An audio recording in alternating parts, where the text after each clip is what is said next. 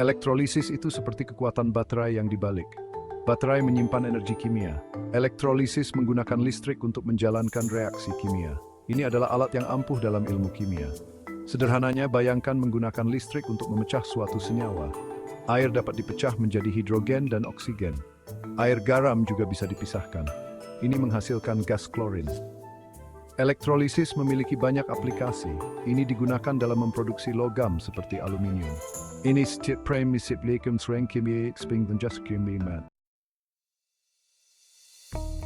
Untuk menghasilkan gas klorin melalui elektrolisis, kumpulkan bahan-bahan ini. 1. Garam meja, juga dikenal sebagai natrium klorida. Ini adalah sumber klorin Anda. 2. Air suling adalah yang terbaik untuk kemurnian. 3. Wadah kaca, ini akan menampung larutan garam Anda. 4. 2 elektroda. Pensil grafit bekerja dengan baik. 5. Baterai.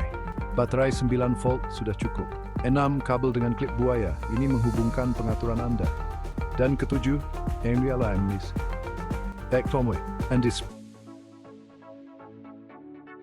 Larutkan garam dalam jumlah banyak ke dalam air. Isi wadah kaca dengan larutan garam ini. Kupas sedikit insulasi dari kedua ujung setiap kabel. Pasang satu kabel ke terminal positif baterai. Pasang ujung lain kabel ini ke salah satu elektroda grafit. Ulangi proses untuk terminal negatif dan elektroda lainnya. Tempatkan kedua elektroda dalam larutan garam. Pastikan mereka tidak bersentuhan.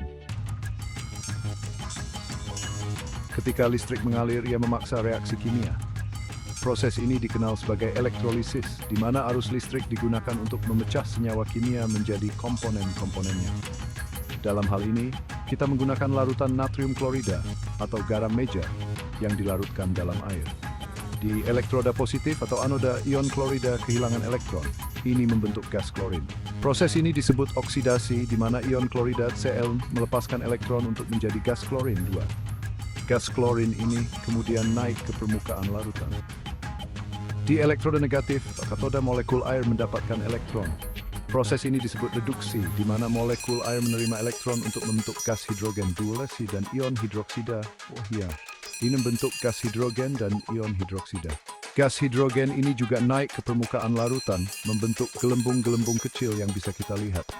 Gelembung akan mulai terbentuk di kedua elektroda. Di anoda, kita melihat gelembung gas klorin, sementara di katoda, kita melihat gelembung gas hidrogen. Proses ini terus berlanjut selama arus listrik mengalir melalui larutan. Gas klorin akan memiliki bau yang khas dan menyengat. Gas ini berwarna kuning hijau dan sangat reaktif, sehingga harus ditangani dengan hati-hati. Hindari menghirupnya secara langsung, karena gas klorin dapat menyebabkan iritasi. Penting untuk menggunakan peralatan keselamatan yang tepat seperti masker dan sarung tangan saat bekerja dengan gas ini. Reaksi keseluruhannya adalah 2 natrium klorida ditambah 2 molekul air menghasilkan gas klorin, gas hidrogen, dan natrium hidroksida. Persamaan kimianya adalah 2 NaCl plus 2 H2O, Cl2 plus H2 plus 2 NOH. Ini adalah contoh sempurna bagaimana elektrolisis dapat digunakan untuk menghasilkan bahan kimia penting dari senyawa yang lebih sederhana. Bagian 5, keselamatan utama, menangani gas klorin secara bertanggung jawab. Gas klorin berbahaya. Gas ini sering digunakan dalam berbagai aplikasi industri dan laboratorium, tetapi penggunaannya harus selalu dilakukan dengan sangat hati-hati. Dapat mengiritasi mata, hidung, dan tenggorokan. Paparan jangka pendek dapat menyebabkan iritasi ringan, sementara paparan jangka panjang atau konsentrasi tinggi dapat menyebabkan kerusakan serius pada jaringan pernapasan. Dalam konsentrasi tinggi bisa sangat berbahaya. Bahkan, paparan gas klorin dalam jumlah besar dapat mengakibatkan keracunan yang parah dan memerlukan perhatian medis segera. Selalu bekerja di area yang berventilasi baik. Ventilasi yang memadai membantu mengurangi konsentrasi gas di udara dan meminimalkan risiko paparan. Jangan menghirup gas secara langsung. Gunakan alat pelindung diri seperti masker respirator dan bekerja di bawah tudung asap untuk melindungi diri Anda dari paparan langsung. Jika Anda mengalami ketidaknyamanan, hentikan percobaan segera dan tinggalkan area tersebut. Cari udara segar. Jangan mencoba untuk melanjutkan pekerjaan jika Anda merasa tidak nyaman atau mengalami gejala iritasi. Jika iritasi berlanjut, konsultasikan dengan profesional medis. Penting untuk mendapatkan bantuan medis jika gejala tidak mereda setelah beberapa waktu. Ingat, keselamatan adalah yang terpenting. Selalu ikuti prosedur keselamatan yang telah ditetapkan dan jangan pernah mengabaikan langkah-langkah pencegahan. Jangan pernah mengkompromikan tindakan pencegahan keselamatan saat bekerja dengan zat yang berpotensi berbahaya. Keselamatan Anda dan rekan kerja Anda harus selalu menjadi prioritas utama. Bagian 6. Memecahkan masalah pengaturan Anda. Jika Anda tidak melihat gelembung terbentuk, periksa koneksi Anda. Pastikan kabel terpasang dengan benar. Elektroda tidak boleh saling bersentuhan. Konsentrasi garam dalam air penting. Konsentrasi garam yang lebih tinggi umumnya akan menyebabkan produksi gas yang lebih cepat. Namun, menggunakan terlalu banyak garam mungkin tidak larut dengan baik. Baterai menyediakan tenaga penggerak. Jika baterainya lemah, reaksinya kintu. Perbankan untuk indikatif berswimbang. Alay masalah. Bagian 7. Gas klorin, kegunaan dan kepentingan. Gas klorin memiliki banyak aplikasi. Ini digunakan untuk mendisinfeksi air, membuatnya aman untuk diminum. Ini memainkan peran penting dalam memproduksi berbagai bahan kimia, termasuk plastik dan pestisida. Namun, gas klorin juga beracun. Itu digunakan sebagai senjata kimia dalam Perang Dunia I. Ini menyoroti pentingnya menanganinya secara bertanggung jawab. Memahami sifat dan potensi bahaya klorin sangatlah penting.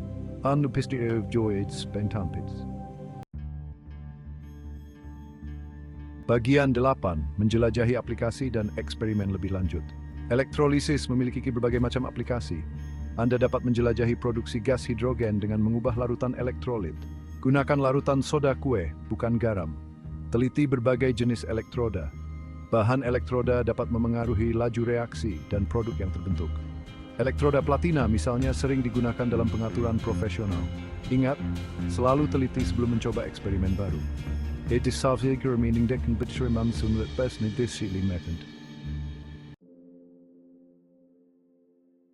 Bagian 9. Kesimpulan, kekuatan elektrokimia.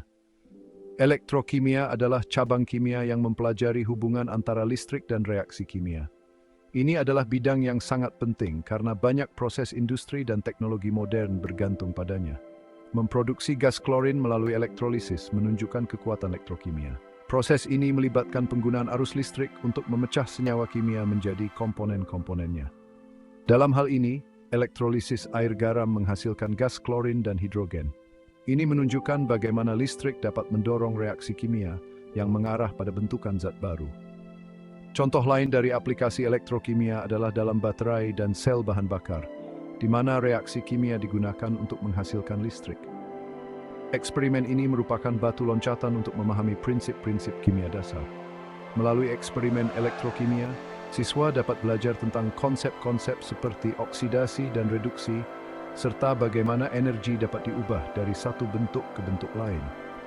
Ini juga menyoroti pentingnya keselamatan dan tanggung jawab saat bekerja dengan zat yang berpotensi berbahaya.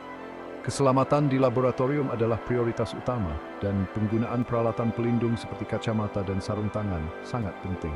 Eksplorasi lebih lanjut di bidang ini dapat mengarah pada apresiasi yang lebih dalam tentang peran kimia dalam kehidupan kita.